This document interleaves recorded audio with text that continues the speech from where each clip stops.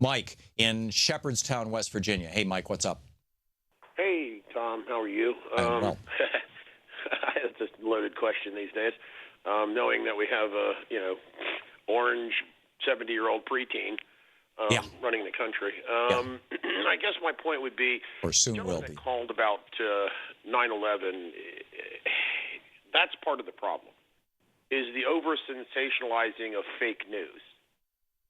You continue to see it. You continue to be confronted with it, and I'm at a loss for. My wife was a career journalist and a national award-winning journalist, for God's sakes, and it's so flabbergasting to see people be led to the slaughter like this. Mm. I don't know how you can control. I don't know that there's any controls you can put in place on the internet, or is there a way to label, hey, this is fake?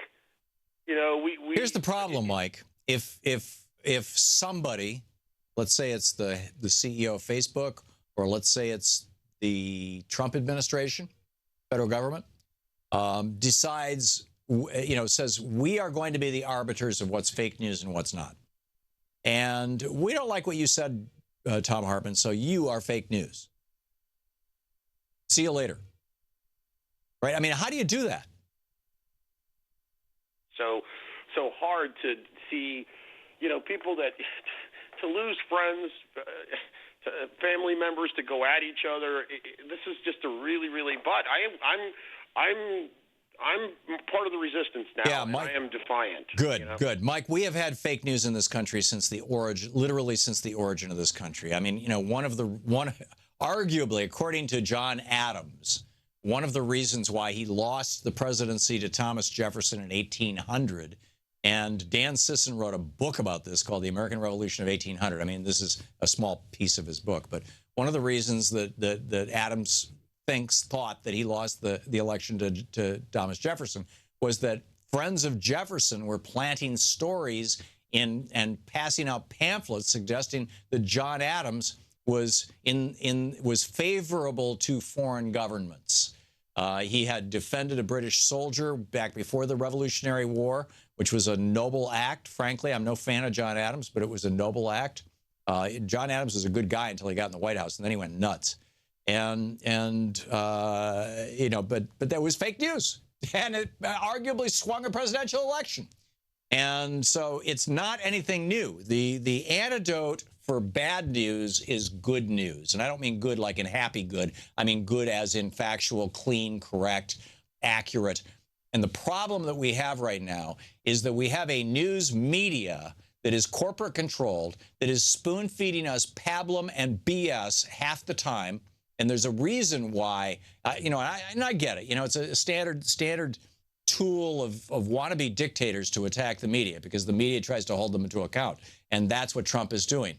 But that said, the media should be, this is why the media has such low esteem in people's minds. And, now, I get it. Hitler rose to power talking about the lying press. And now Donald Trump is doing the same thing. And that should alarm us. But that's not the fake news thing. That's where you start censoring the news. And so I think that instead of trying to clamp down on any particular part of the spectrum of news, if you decide, okay, this part of the spectrum is fake, this part of the spectrum is real, who gets to make that decision? How do you do the clampdown? I don't think it should be at all. I agree with Thomas Jefferson, who was pilloried in the newspapers in the day and hated the newspapers of his day. And even in the face of that, he said, I would rather live in a country with newspapers and no government than in one with government and no newspapers.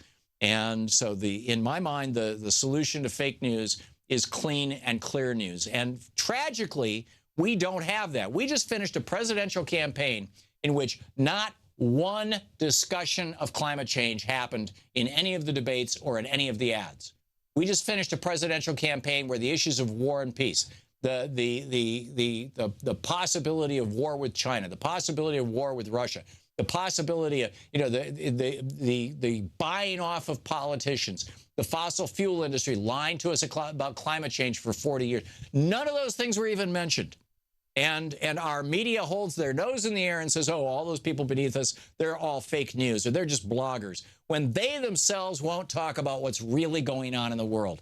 So, Mike, I think the antidote to fake news is more news. It's good news. It's clean news. We need to push back. The fake news people got ahead of us in this last year, and certainly, Hillary Clinton and who tragically, in my mind, lost the election.